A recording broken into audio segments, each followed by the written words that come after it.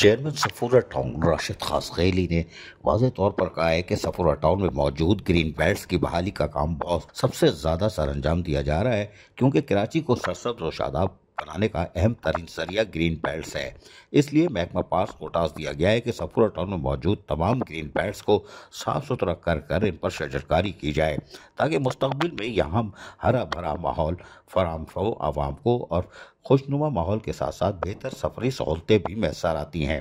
صحت بخش ماحول فراہم کیا جائے۔ ان خیالات کا اظہار انہوں نے محکمہ پارکس کے افسران اور ملازمین کے ایک اجلاس سے مخاطب ہوتے ہوئے کہی۔ انہوں نے ڈائریکٹر پارکس غوث بخش کھاکرانی اور ڈپٹی ڈائریکٹر عبد المالک مہر کو ہدایت جاری کرتے ہوئے واضح طور پر کہا کہ انہیں مزید ملازمین کی فراہمی کو یقینی بنا دیا گیا ہے، لہٰذا انہیں گرین بیلٹس پر تعینات کر کے جلد از جلد گرین بیلٹس کو اصل شکل میں بحال کیا جائے۔ جو عملہ پارک میں تعینات ہے ان سے روزانہ کی بنیاد پر پارکوں کی صورتحال کے متعلق رپورٹ بھی حاصل کی جائے۔ صفورہ ٹاؤن کے پارکوں کو ہرا بھرا رکھنا محکمہ پارکس کی بنیادی اور اہم ذمہ داری ہے۔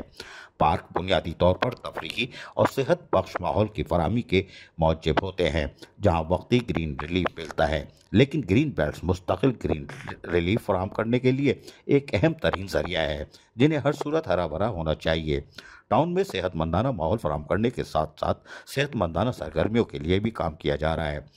چیئرمین صفورہ ٹاؤن راشد خاصخیلی نے مزید کہا کہ اس بات سے اچھی طرح واقف ہیں کہ کراچی کا ماحول آلودہ ہو چکا ہے، جس کا واحد توڑ ہریالی ہے، لہٰذا صفورہ ٹاؤن سمیت ہر ٹاؤن کو ہریالی کے لیے جو جگہ دستیاب ہے انہیں ماحولیاتی آلودگی میں کمی کے لیے بھرپور استعمال میں لانا چاہیے، لیکن صفورہ ٹاؤن اپنی ذمہ داری پوری کرے گا اور لوگوں کو صحت مند ماحول کی فراہمی اور فضائی آلودگی سے پاک ماحول کی فراہمی کو ہر ممکن طریقے سے یقینی بنائے گا۔ افسران و ملازمین اپنی محنت اور صلاحیتوں کا اعتراف کرائیں اور صفورہ ٹاؤن کے لوگوں کو بلدیاتی سہولتیں ان کی دہلیز پر پہنچائیں۔ عزیز عارف، KBS بلدیاتی نیوز کراچی۔ ایسی ہی خوبصورت ویڈیوز فیوچر میں حاصل کرنے کے لیے ریڈ بٹن پر کلک کر کے اور بیل آئیکن کو پریس کر کے ہم سب کے سبسکرائبر بننا مت بھولیے۔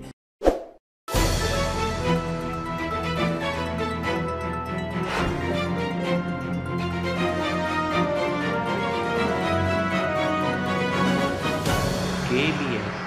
بلدیاتی نیوز